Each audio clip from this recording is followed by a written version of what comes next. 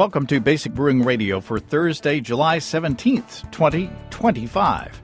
I'm James Spencer. Here at Basic Brewing Radio, we're all about home brewing. This week, we head back to Tulsa to taste the results of the Mash Your Luck Challenge we spun a couple of months ago. Members of the Fellowship of Oklahoma Ale Makers, or FOAM, brewed 5 beers that match the requirements, and we'll give them a judge.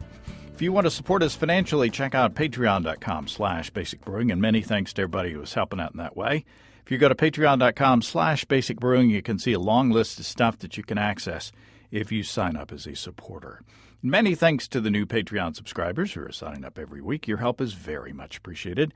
Financial supporters have already seen the video that I'm planning to make public on Friday. It's the one where Steve Wilkes and I taste my UK Triple IPL that I brewed in response to the Mash Your Luck Challenge. It's a big hoppy beer, not delicate at all. Financial supporters also got the recipe for the beer and a behind-the-scenes video as well. We're very sad to hear that Jack McAuliffe, the founder of the American craft beer movement and craft beer in general, arguably, has passed away. Jack was 80 years old. It's difficult to speculate what the craft beer world would be like without the influence of Jack. He broke the rules and made the equipment for his New Albion brewery back in the 1970s himself out of stainless steel containers that were meant for other purposes, such as the soft drink industry. He also sourced ingredients like Cascade hops, which were fairly new at the time and weren't used widely in American brewing yet. Jack told us that he used Cascade because he could get a 200-pound bale of the hop, and it would last him a long time in his tiny brewery. In doing so, he created New Albion Pale Ale, which was, I'd say, the original American Pale Ale. We were very lucky that Jack moved to Northwest Arkansas to live with his sister, Kathy, several years ago. We had a chance to visit with him several times and even brew with him here at the house. He was quite a character, fun to talk to. We craft beer lovers owe Jack McAuliffe a lot for breaking the rules and setting an example for those who followed, so I hope you raise a glass to Jack this week.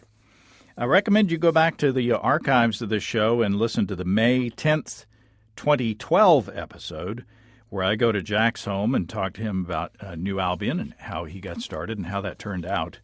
This September 20th, 2012 episode, where we brew a version of New Albion Ale under Jack's supervision right here at the house, and the January 6th, 2022 episode, 2020, can it be that long ago, where Jack comes to Fossil Cove Brewing to supervise a brew session of his old toe sucker barley wine.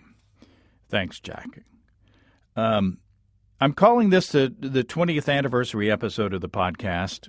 I appreciate everybody who has supported us and has stuck with us for many, many years. I've decided I'm going to step back a bit from the weekly deadline. We're not going away. I'm just going to relax a little bit. My planned philosophy is to post a show when there's a show. We've worked too hard to build this podcast, and I don't want to shut it down. I just want to step back a little bit. I'm going to help a friend move from Texas to Arkansas next week, so no show next week for sure. The week after, I don't know. We'll see. If there's a show, we'll have a show. I've got things in the works and in the fermenter, so we'll be back before long, so keep checking your podcast feed. For example, I finally brewed my Japanese-inspired lager with American rice from Isbell Farms this past weekend. I pitched Imperial Kanpai lager yeast, and when I got up the next morning, there was no sign of life. So I dug the Kanpai package out of the trash, and the production date was 3.5 months ago. Probably should have made a starter. Imperial has a recommended shelf life of 4 months, but I think that was cutting it a bit too close. So I shook the carboy to rouse the yeast. I did that a couple more times on that day, and by the end of the day, the airlock was moving, and there was foam on top of the beer. The next day, the yeast was rocking and rolling, so I think we're going to be just fine. Our friends and sponsors at Imperial Yeast have introduced 2 new seasonal yeast strains, L76 Clyde and L36 Ray Gun, 2 lager strains for crafting excellent summer brews. L36 Ray Gun is great for brewing clean, crisp Australian-style lagers for a smooth, balanced malt finish. L76 Clyde is a classic American-style strain. Clyde ferments crisp and dry with minimal sulfur and diacetyl. Both are available now until the end of July or when they sell out. You know, lagers are continuing to grow in volume and popularity across the country, and I got to tell you, it's a lot of fun to brew. Ask your local homebrew store about L36 Ray Gun and L76 Clyde while you can. Get into the heat this summer with some cold lagers. And, of course, you can check out all the dependable deliciousness at imperialyeast.com. That's imperialyeast.com. Okay, let's go to Tulsa to taste some beers with members of the Fellowship of Oklahoma Ale Makers. Hello, everybody. We're here in Tulsa, Oklahoma at the meeting of the Fellowship of Oklahoma Ale Makers, our FOAM. We were here a couple of months ago, and you guys rolled your Mash Your Luck challenge, and you guys accepted the challenge, and you have come up with 5 entries to be judged. And David, you are the president of the club. Introduce yourself and your fellow judges, sir. My name is David Thompson, president of the Fellowship of Oklahoma Ale Makers. To my right is Grant Carpenter, member. Grab the mic there, Grant, and introduce yourself. As David said, I'm Grant Carpenter, member of FOAM for, at least a decade. Well, congratulations. To my left is Scott. Scott, introduce yourself. Hi, Scott McKechnie, member for, I can't remember how long, at least 12, 15 years. Mead maker, beer maker, judge everything, so it's a lot of fun. And you guys, the characteristics that you rolled last time was medium ABV, low bitterness, Belgian, golden, with fruit. Mm-hmm. So our job today is to make sure that the beers measure up to those requirements, and then we have a set of characteristics or of categories that we're asking you guys to assign numbers to, with a total of 25 points at the bottom. Number 1 is up to 5 points, and that's theme/originality. So this is the kind of time where people can sell their beers. It's where they can kind of embellish a little bit and talk about what inspired the beer. You know, just get us emotional about the beer. The second one is appearance, and that's worth from 1 to 3. Aroma, 1 to 5. Flavor, 1 to 10. And finish, 1 to 2, for once again a total of 25 possible points. So first on the hot seat is our good friend Dave Knott of a Small Batch Boutique. That's right. We're at the Small Batch Boutique. It's the town of Tulsa's homebrew shop. And it's lovely. I was just there a few minutes ago getting ingredients for my next round of brews. So, Dave, did you have a partner in your brewing? Yeah, Cody Cannon and I put this beer together. Nice. He's not here tonight, so I am representing the team. So what's your sales pitch, Dave? What inspired you to brew this beer? Well, we spun a wheel, and it told us what characteristics we should have, and we tried to fit a beer into those. And judges, you can be tasting while we're listening to Dave. So what do you call your beer? Let's call it Raspberry Beret. Is it made with raspberry puree? No, it's made from pureed raspberries. The kind you'd find at a secondhand store, or yeah, not the kind you find in a secondhand store. Actually, Cody froze them and then he pureed them. Oh. And we added it to the beer in the secondary stage. So it's actually kind of homemade. It's not a product. We did not buy a puree. We made a puree. Oh, excellent! It's a Belgian blonde, and we interpreted the rules for the color, meaning the base beer. Oh, because okay. obviously when we added the raspberries, it is no longer golden. So it'll be up to the judges as to whether, how they interpret that requirement. I'm tasting it, and I can tell you it's delicious. First of all, and no spoilers. It's not sweet. It's not sour. Talk about the base beer. It's a Belgian blonde. It's a favorite of ours. We call it G6, and it's a good all-around beer to play with and add any kind of fruit you want to. We'll talk about the malt bill. Talk about the rest. Give away a little bit of Pilsner secrets. malt and Carapils. That's it. It's not a heavily hopped beer. It is. What was your yeast of choosing? We fermented this beer with Imperial's Triple Double. Oh, nice. Okay, all right. Our judges have been thoughtfully thinking. What's the ABV of the beer? It is 5.2. Okay, sounds good to me. David, do you want to start? Just go through the list, or just kind of. Yeah, talk about your impressions of the beer. What's it taste like? It's pretty. I mean, raspberries, you would expect it to be pretty. It's kind of like not quite a purple, but a little shy of that. But on the lighter side for a raspberry, aroma's great on it. You get raspberry. I mean, just like it's very evident. It's very prominent. I think it's actually really well balanced, and the raspberry actually comes through without being overly tart. There's enough beer there to kind of balance it out. Finishes nice and dry. Yeah. Other impressions. Tell me your name again. I'm sorry. Grant. Grant. Okay. Also known as Pants. Grant, also known as Pants.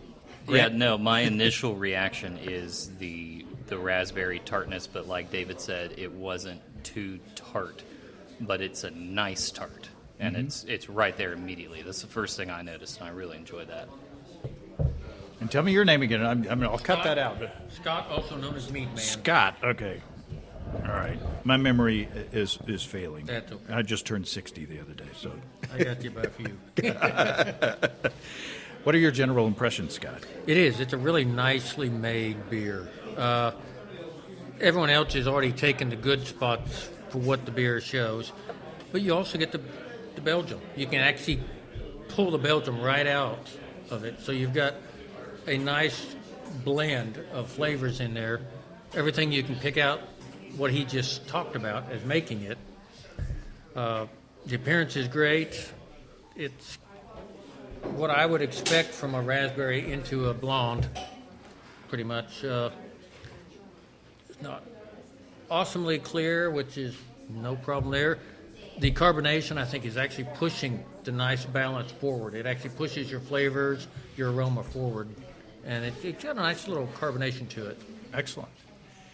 Does it, in you guys' opinion, does it meet the brief?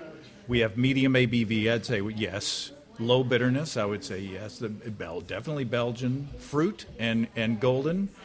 Even though it has a slight tint from the fruit, I would still classify it in the golden family.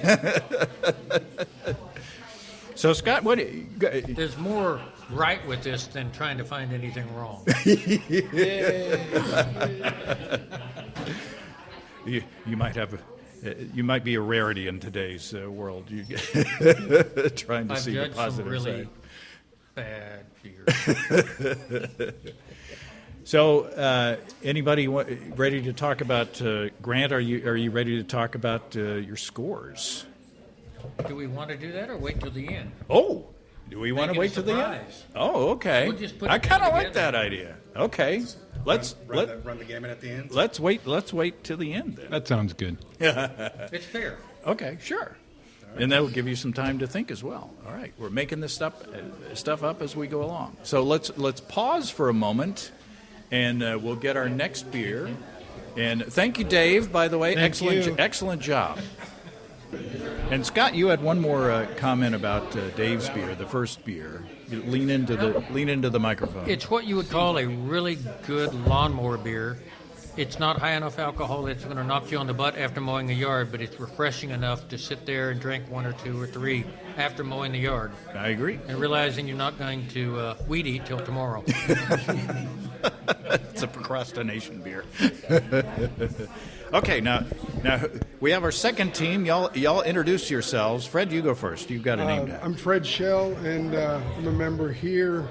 And I've been brewing for several years. I started in about 91, and then with different moves, I was in and out of brewing, but I've been back into it for about 8 years. Oh, nice. Mm-hmm. And Mac?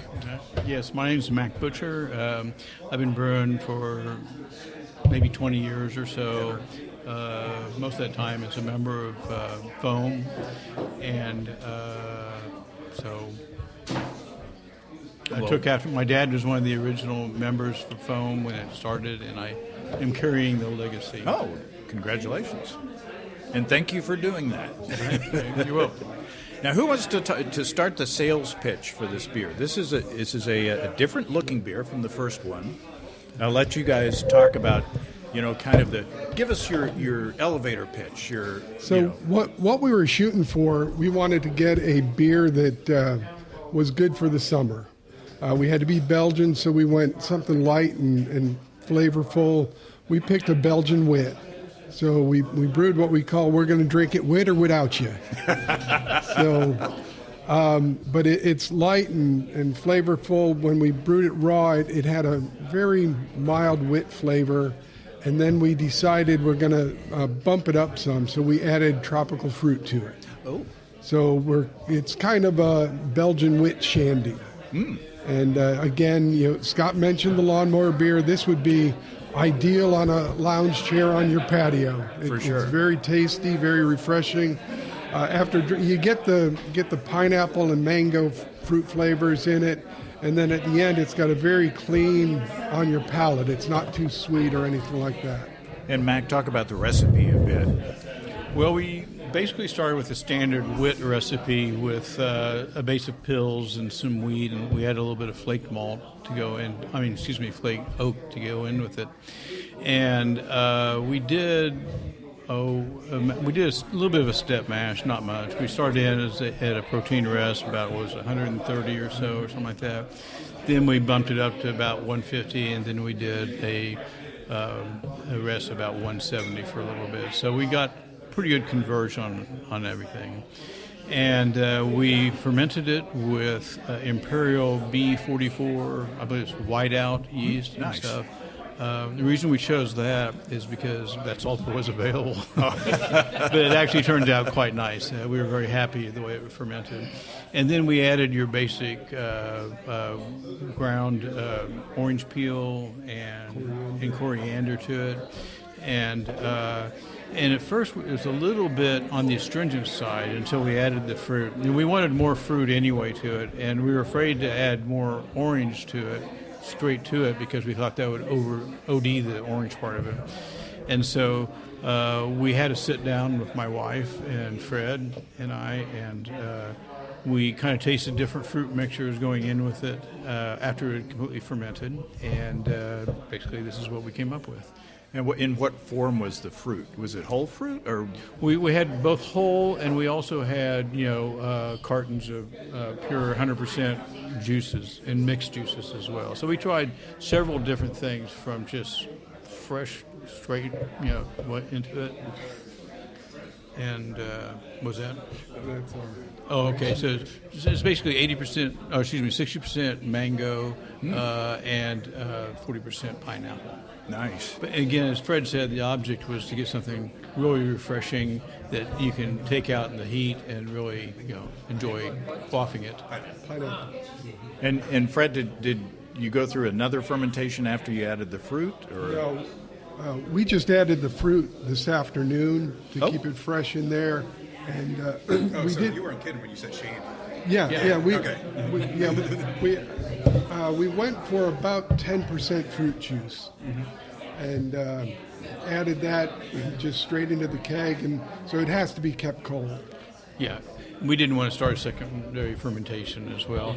And the other thing too is we kind of knew exactly what we wanted, and we wanted to serve it the way we wanted it. And if we blended it early instead of, we just sequestered a section of the beer and just played with that. And then we took that, and Fred was our mixologist, and he took care of business today.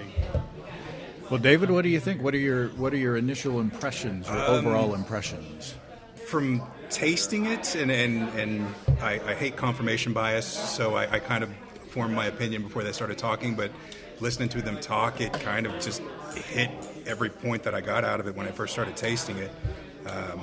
I very distinctly get the wit beer. I get the coriander, a little bit of the citrus on it, but then the layering of the what'd you say, mango and pineapple on there, just enough to be evident and get some sweetness in there, but not so much sweetness that it kind of throws the balance off and makes it where it's, I only want 4 ounces. It's not, 3 of them. I think it's exceptionally well balanced. Well done. So it honestly, what it reminds me of is, you go to the grocery store and they have those Dole mixed fruit juices. It's not that, obviously not that sweet, but it's what it reminds me of, and it's very well done. Grant, Thank you. Yeah, I think mango and pineapple were really smart choices on this. They're sweet without being too sweet, and they're not tart, and it just works so well with the coriander and the wit beer. I tasted that immediately. The spice of the coriander mixed with the fresh mango and pineapple just works so well. It's delicious. Thank you. and Scott. I'm getting tired of being the third wheel here. You guys are telling me. I'll start with you next You're time. telling I'm me sorry. everything that I'm going to say. I'll start with you next time. That's all right. Pretty much ditto on everything they said. My wife was the coriander queen for a while on beers. I picked that up very first thing. I like the way the pineapple kind of mixes with it, but you do got that tropical fruit. And yes, you're right, this is another good lawnmower beer. No doubt about it. It would be great to drink anytime when it's hot like this. Again, it's another really well-blended beer. You can pull all the flavors that they just talked about out of the beer and the taste. I'm not a big fan of wits, but this worked perfect for what they did. I'm really impressed with it. They did great. And what was the ABV? About, 4.5, 4.6, something like that. Okay. That was before we added any fruit, though, so it's going to be a little bit less than that. Yeah, could you? Thank you. So I think Oh, yeah, that's -1 right there, man. -1. so I think you ticked all about it. Medium ABV, low bitterness, Belgian, golden, and then with fruit characteristics. I think this is very nice. Are any other thoughts on this beer before we go on? I know your audience knows this, but I'd just like to reiterate and point out that how exceptionally hard it is to make a beer like this and have every element stand out without any one of them being overpowering It of the really other. is. We had to do a lot of thinking about it. I can clearly delineate each aspect of the beer that you described, and I mean, there's 4 or 5 of them in there. So I mean, but well done, Fred. This beer, this beer is really out of my wheelhouse, too. Well, you guys did a great job. Thank you. I'm really glad I'm not having to judge. Thank you, guys. Okay, we have a contestant number 3, and if you listen to last time's show, you'll certainly remember Valerie. Valerie, introduce yourself again. Valerie Grogan. So we're telling the story of the beer? Yeah, tell us what we've got in front of us, and sell us on this beer, Valerie. Oh, I can sell you. This beer actually has quite a hilarious story to it. So this is a Belgian wit, and I added adjunct of lemon and actually a little bit of cumin, which will play into the story a bit later. But this style came from an experience I had recently at an unnamed restaurant with my husband. I'm quite used to going to beer events with my husband and everyone thinking he's the brewer and I'm, arm candy or whatever. So we're at this... You can be both. Oh, I absolutely am both. So we went to this restaurant, and they had, approximately 4 domestics on tap. Cool. So the little girl that was our waitress said, okay, well, these are the beers we have. And my husband said, you know what? A Blue Moon actually sounds really good. I'll have a Blue Moon. And I said, you know what? I haven't had... yes, I will also do a Blue Moon. This child looked at me and said, ma'am, just so you know, that's a beer. And I blinked and said, yeah. And my husband fell over, dying laughing, because of all of the women in the bar to say this to, it is not me. So I was like, okay, cool. So now that style is kind of stuck in my head of, so you know that's a beer. So I was really stuck on the wit, because it's a beer, obviously. But this beer actually turned into a kill 2 birds with 1 stone beer, because a childhood friend of mine was getting married to an Indian fella, and she asked me to brew a beer for her wedding, and it was all going to be Indian food. And so I was like, well, I need to brew a lighter, Belgian fruity beer. I'm going to make it lemon and put some cumin in it and make this appropriate for this wedding as well. So it was a 2 birds, 1 stone kind of beer. Nice. Yeah. Nice.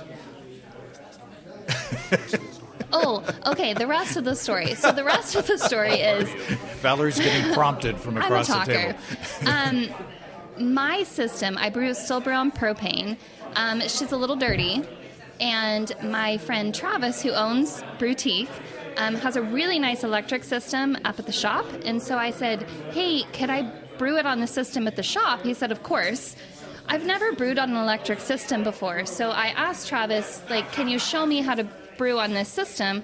Well, something you don't know about Travis, who's an actual sweetheart, if you ask him to help you with something, he's just going to do it.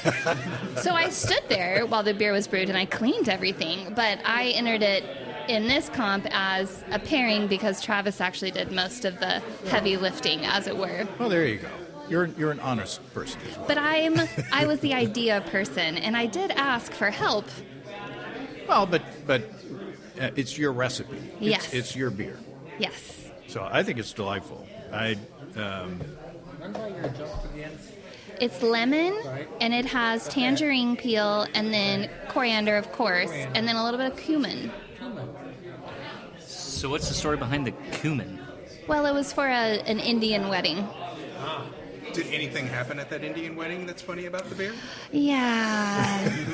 That's what the prompt was about. So this sweet bartender at this wedding, I show up with a keg, I have my CO2 tank, it's all dialed in, it's ready to go, and I said, sir, I don't have a tap for you, I just have this little, tap on this keg. Do you know how to use this? And he said, yeah, I got this. Okay, so I come back later, and he's like, yeah, it's pouring kind of foamy, so I twiddled with it. And I was like, what? No. So then I twiddled it back, and, okay, fine, please don't touch it. Just, if there's a problem, come and find me. Well, then he comes and finds me about an hour later, and he said, yeah, it's not pouring at all. I did mess with it again, though, and I was like, oh, my God. So I went over there. This yahoo, who clearly did not know what he was doing, has opened all of the valves, and the CO2 tank was empty. Oh. And I said, honey, you better go find a ladle, because you're going to be serving this beer out of the keg with a ladle, because you killed my CO2 tank, which is hard to do. Yes. Wow. So this beer has had a long and storied journey from conception to drinking. It's weathered it well. If I can give my input before the judges, and Scott goes first this time. Before ABV. So I didn't take a final ABV on it. I will say it's probably on the lower end of medium, just taste-wise. As in 4-ish? Probably. 3.5? Probably high 3s. High 3s, low 4s. Okay. All right. So Scott, since you don't get the leftovers this time, you get to go first. I get to go first. Thank you so much. Okay. Unlike the last 2 beers, the Belgian wit stands out big and bold on this beer. And I think that's pushed by the lemon and the coriander. it really shines as a Belgium with adjunct added instead of being a full-blown mix. I really like it because I do like Belgiums. And I was trying to figure out what was pushing it until she said lemon. And then I went, lemon and the coriander, yes. I think it may not be quite as complex as the last two, but it is more true to its actual base beer than what we have seen in the last two. Mm. It is a quite nice beer, easy to drink. It would, again, fit that lawnmower category. David. Or Grant. So basically what Scott said. But How original, David. It was original on the last one. No, I mean, I agree largely with what he said. You very much get the Belgian wits front and center on this one, and the lemon and the cumin kind of is a supporting role as opposed to a co-star or lead role. Yeah. I think it's, this is this category right here. These are all lawnmower beers, and everyone so far has kind of fit that category. Good finish, good flavor, aroma's good. I can get each element, though I would like to see a little more the fruit-ish components or the adjunct component. Yeah. And there's maybe a little bit of bubble gum, but that's kind of a Belgian thing. Yeah, I think it's inappropriate for wit, but I could be wrong on that. Yeah. But that's the biggest criticism I could give it. But it's a very good beer. She gave it to me. I wouldn't judge her for although handing you me are inferior product or anything. You literally are judging her, but yeah. I mean, as a friend, I wouldn't judge her. What a sweetie. Yeah. Oh, totally berate you at a competition, yeah. Darling, you berate me anyways. Well, I now realize why Scotty didn't like to go last. What they said? Yeah, there you go. They literally said everything I would have said. I think it's a very good Belgian wit. The lemon and the cumin is interesting. The lemon is much more subdued in terms of the fruit flavor than the previous two entries. Not saying that's a bad thing, but it does, as both of my previous colleagues have said, it does let the Belgian style itself stand out, which I like. Yeah, if I could give my worthless 2 cents, I think this is a delicious beer. It's the most different so far. The first two were way more fruit forward. This one had the spice characteristics. I like how the spice kind of lingers at the end. It's like you take a sip and then you kind of breathe, and it's like, oh. And it kind of makes you want some tikka masala. Something, yeah. No, I think it's delicious. I think it's very well done. Well, thanks, y'all. Congratulations. And thanks for stewarding the our little competition here. Oh, I'm a master pourer. Here for you. And you haven't adulterated the other beers so far, so well done. Thanks, and Valerie. To let everybody know, this is my sister. And Lucky I could have him. been a lot harsher. That's why he went last. Judge should have recused. Now, we did have the golden shovel. We have team number 4. Okay, you guys introduce yourselves. I'm Daniel Vanderslice, and I'm Justin Legg. Welcome, guys. And this is our 4th beer. This one kind of looks like the previous beer more than the first 2 beers. Who wants to give the sales pitch? Who wants to sell the beer to us? okay, so everybody already knows the perimeters that everybody was shooting for, and I mean I'm real big on like flavor forward beers, and Justin he's a bit more traditional, and so I had an influence on the expression of this towards the end, but. We wanted to use a fruit that would be a lighter color, so we wouldn't darken it up too much, and then just have fun with it. So we used pineapple and hopefully it's okay. We used a little vanilla. We were going for a pineapple whip kind of a beer. Oh. But Yeah, I don't think there was any prohibition against. I don't know if there was against spice or not, but as long as we used the fruit, I thought that'd be okay. Well, we've seen spices already in the other beers, so. So Justin, do you want to talk about the recipe? Yeah, basically. Lean into the mic. Don't be shy. All right. We brewed the beer, and I kind of did the base beer recipe. It was just simple Pilsner with a little honey malt for color and triple-double yeast. And then we took it over and we added the fruit later into the keg. So it's a fresh puree that we added just to get the freshest fruit flavor possible. I, like Daniel said, I'm a little bit more traditional. I kind of like more subtle flavors. So this is a bit more flavor than what I typically would like, but it's good. We just did a Belgian blonde, I guess. Yeah, it was 5% alcohol. Ended up like at 10:09, so it went pretty dry. Obviously, it's not that anymore since we added all the fruit. But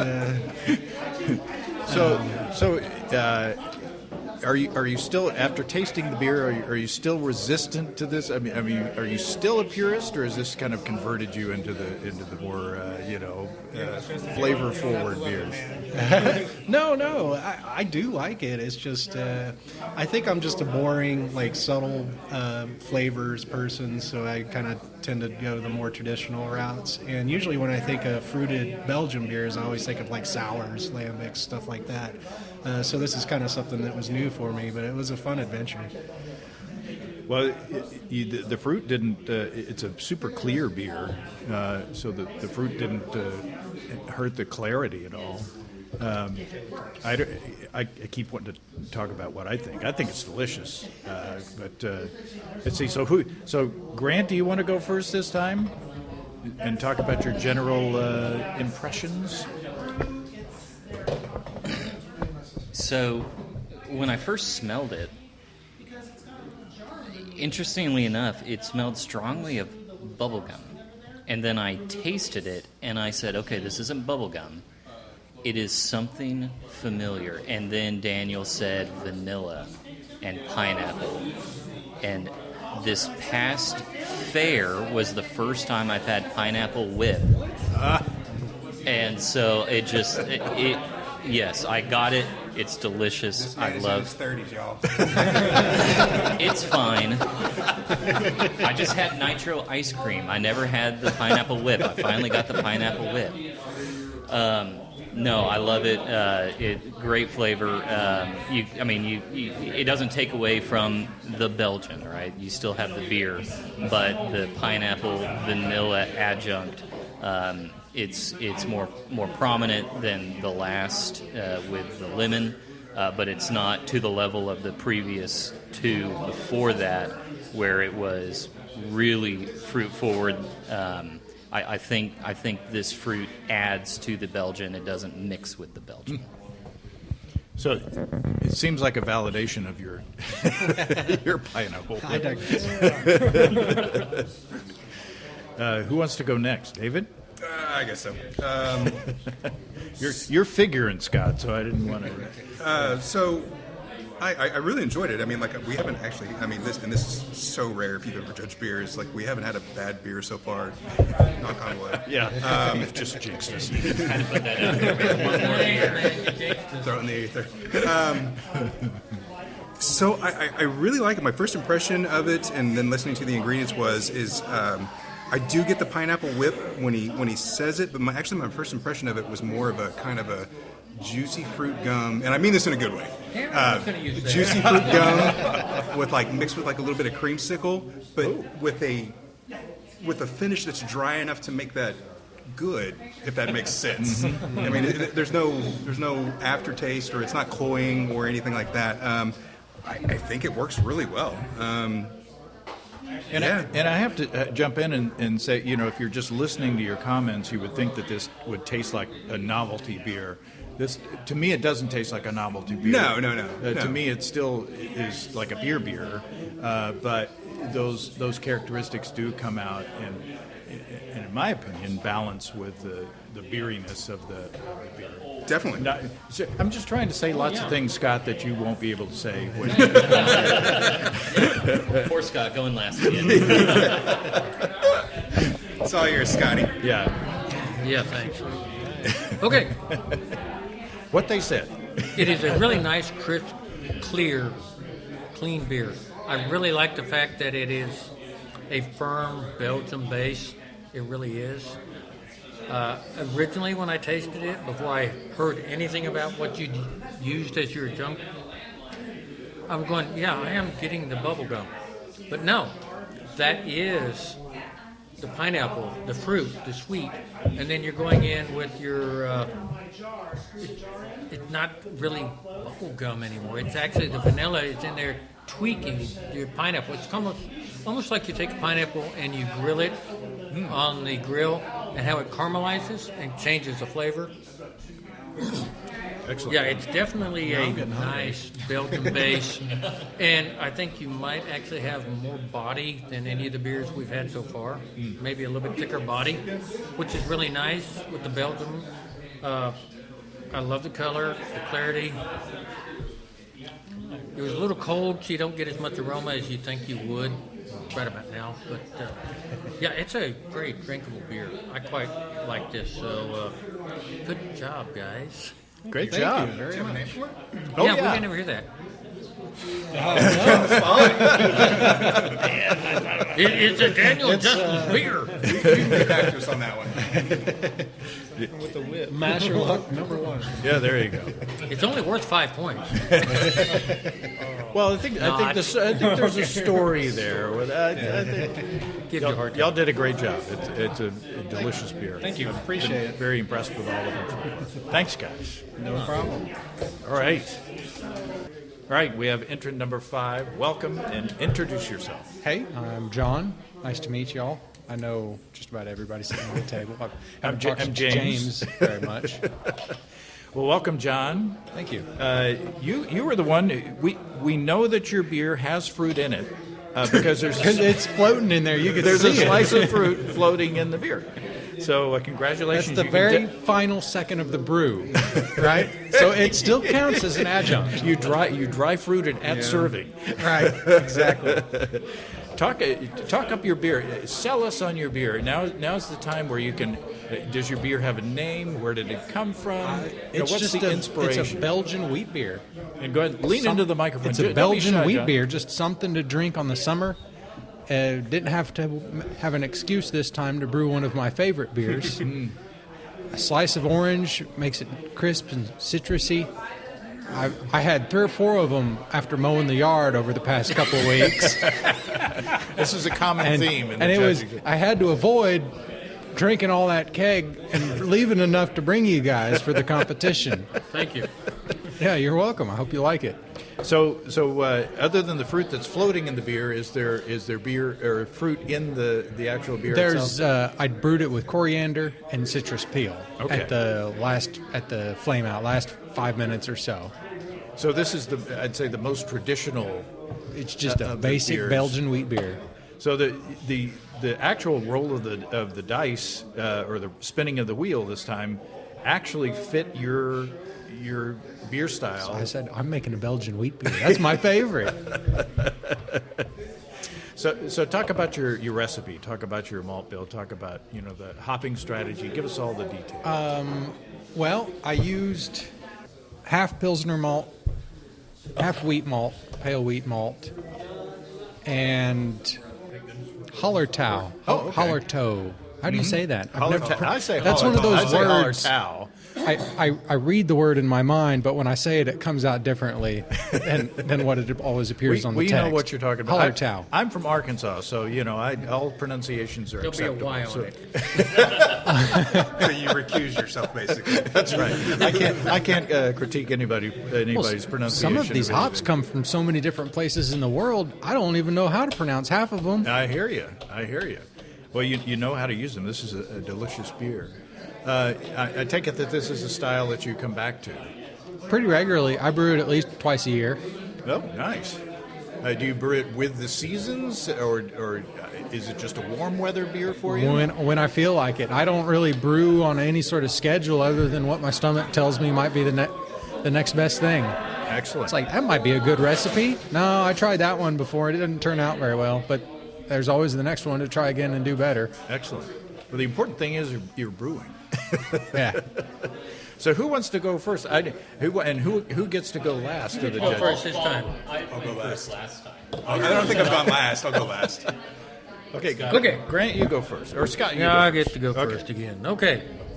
You complained about going last. We, now you complain about going first. We have a common theme going here that this is a really good lawnmower beer, which all of these seem to be. Yeah, they do. Yeah, they are. It's the category that we basically decided.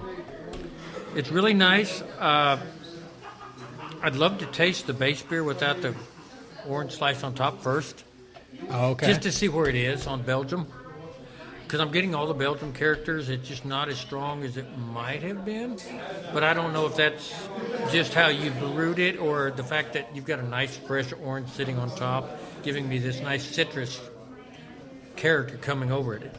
It's got a really nice flavor, nice color, well carbonated. It's a wheat beer. It is basically wheat beer. It is. With the slice of orange in it and a nice flavor to it. I think it's delicious. Thank you. I'd drink this beer. My all day. only critique is the orange as you go. Depending on what orange you put in it, can add just a hint of bitterness at the end. Other than that, it is an awesome beer. Thank you. Good job. Who goes next? I guess that's me. I'll say it first. Ditto. I love the flavor. It's really clean, crisp wit. I was drinking it, and because this fresh orange is on here, my first thought was a beer mosa. That's what came to mind immediately, and it's because that fresh orange is right there on the nose and on the palate. But no, I echo everything that Scotty said. This is a delicious beer. Very, very well done on the wit. Thank you. So, I think by the way he has done this, as far as if you consider Blue Moon, I know that's not the basis for the guideline, but for Americans, that's what 90% of them have tasted. I think it's a very solid base beer, and by adding the fruits in the glass, it gives you a component of the fruit that you would never, ever, ever get from a boil or a fermentation. You get the fresh citrus from any juice that made it in there, and actually the oils from the rind itself are very distinct in this, just because that would never make it through a boil or a fermentation, and that I like it. I like the way this one's presented. For that alone, other than the beer's solid in itself, but just the way the fruit's added. I don't know if this would be considered cheating or not, but it's beer with fruit in it, so I don't think so. If you think about it, we've had a couple of entries that have had fruit added in the keg. Yeah, that's fair. In a way, this is the same way. Although this gives you the option of not adding the extra fruit if you don't want it, but it gives you the option of putting it in there if you do want it. So, in a way, this is kind of the same technique as a couple of the other beers that we've had. In that it is post fermentation in the serving vessel, adding the fruit fresh. So in a way, it's similar to the others, just done in a different way. I would, if I'd brewed this beer, I'd be super happy. It's delicious. But that's just me. I don't have the sheet of paper in front of me. So any other thoughts, you guys? No, that sums it up. You can only say a beer is what it's supposed to be so many ways, and you like the way they did the fruit. It's simplistic, but sometimes simple is the best answer. Yeah, I mean, yeah. This is why I'm not a bit. I'm real good at picking out things that I don't like in beer, but when I come across a beer that's just like it's great, yeah, give me another one, please. Thank you, sir. Well done. Thank you. Yeah. Go home, put a slice in, and then squeeze the orange in and see what you like better. I've tried both. What do you think? What do you like better? I like both of them. I can't complain about either one. What's the old phrase is my favorite beer is a free beer, my second favorite's a cold one. Yeah. Oh, yeah, the one that's in front of you. Most time. Awesome. Good job. Thank you. Excellent. Thank you, gentlemen. all right, we're going to judge or announce the winners. We actually did it 2 ways tonight. Didn't know we were going to do the second way. I thought we were just going to do official judging, but we also did a People's Choice. And I guess I'll do the People's Choice first. Drum roll. Drum roll. In third place, John. John. Do what? 5. Number 5. Yeah, and you don't get anything. It's just bragging rights. In second place would be Daniel Vanderslice and Justin. Number 4. Number 4. And first place in the People's Choice is Mac the Butcher and Fred Schnell. Number 2. Come.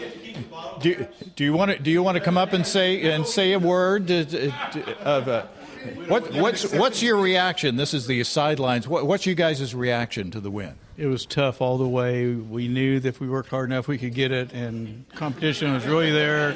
But I'd like to thank my parents. anyway, thanks for putting this on. This is that's just the People's Choice Award. Now we come to the people who judged you by the numbers.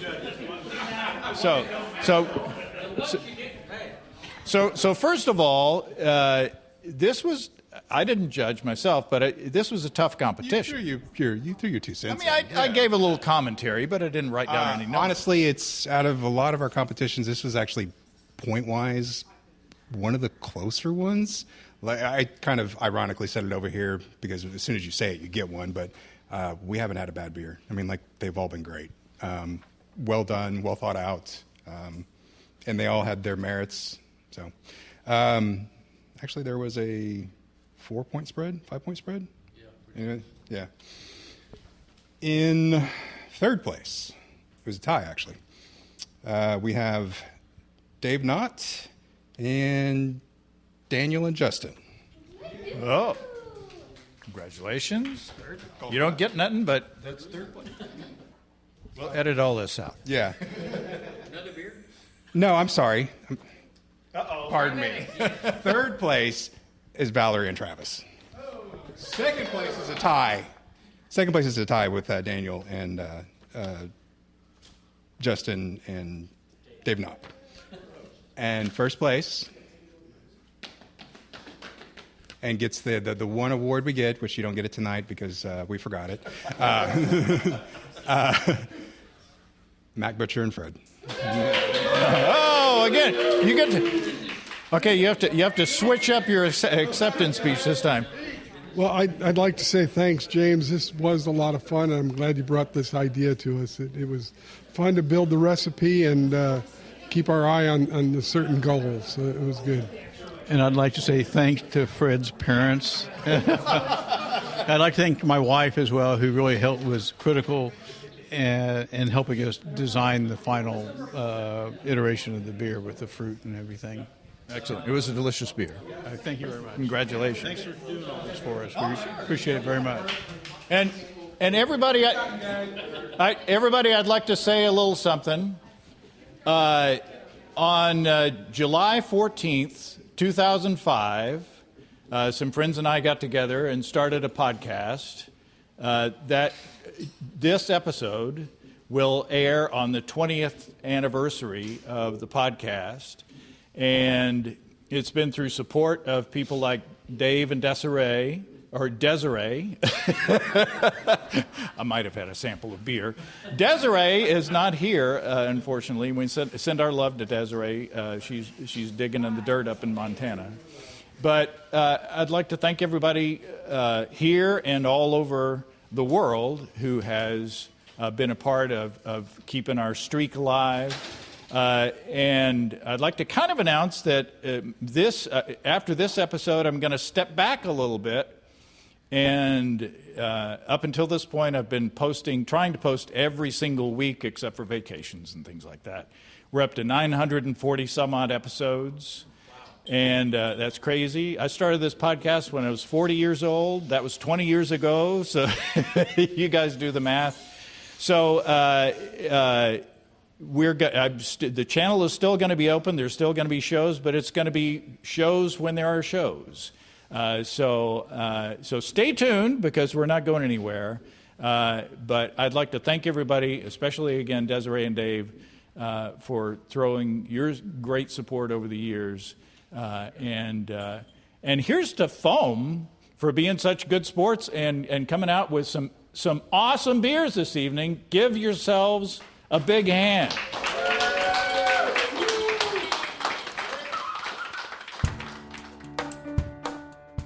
Well, thanks again to everybody in Tulsa. There was not a clunker in the bunch. They were all delicious. So I appreciate everybody. Going over there, I was like, do you think anybody will brew anything? And then there were 5 delicious beers. So thanks again to the members of Foam. I'm off next week for sure to help a buddy move. Not sure about the week after, but please stay tuned. There's more coming before too long. If you have brewing questions in the meantime, show suggestions, or just want to say howdy, write to james@basicbrewing.com or just fill out the contact form at basicbrewing.com. And please don't forget to tell us where you're from. Check out our mobile-friendly shop at basicbrewingshop.com. Thanks to everybody supporting us through our Patreon page. Special goodies coming your way. Check that out at patreon.com/basicbrewing. So until next time, until then, thanks for listening, everybody. I'm James Spencer. Production help for Basic Brewing Radio and our website is provided by Kelly Dodson. Basic Brewing Radio is a production of Active Voicing. We'll talk to you next time, everybody. In the meantime, stay well and stay tuned. So long.